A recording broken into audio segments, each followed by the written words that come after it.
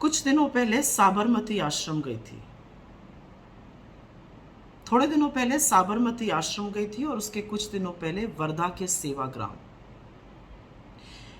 एक अजीब सी शांति है वहां पर, लेकिन वो शांति सिर्फ सत्य और अहिंसा की नहीं, एक वैराग्य की शांति है।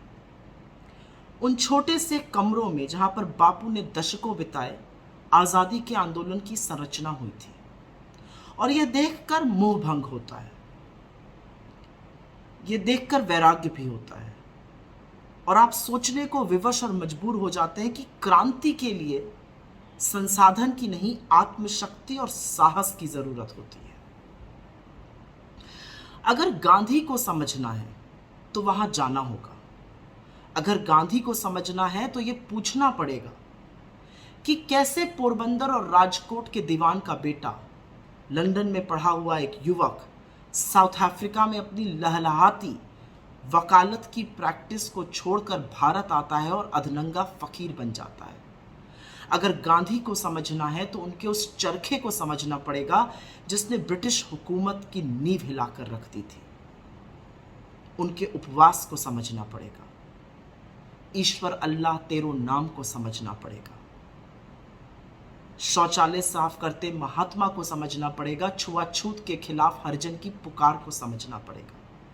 अगर गांधी को समझना है तो विदेशी कपड़ों के होलिका दहन को समझना पड़ेगा। अगर गांधी को समझना है तो मुट्ठी में अपनी सरजमी का नमक उठाकर प्रतिकार को समझना पड़ेगा।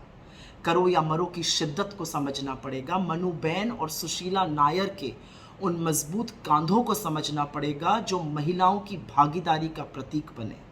और अगर गांधी को समझना है तो गोली से छलनी होकर प्राण त्यागते वक्त हे राम कहने को समझना पड़ेगा।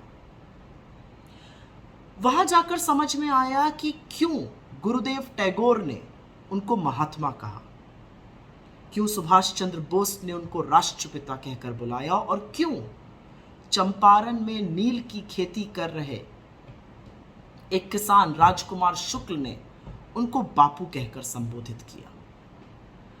गांधी आज सरकारी दफ्तरों में लटकी हुई तस्वीर या फोटो मात्र नहीं है।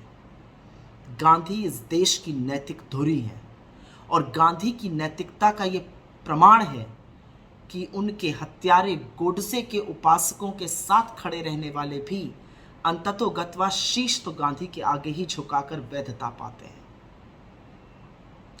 2 अक्टूबर 1869 को पोरबंदर में जन्मे मोहनदास करमचंद गांधी आज एक व्यक्ति ही नहीं है, वो विचार है।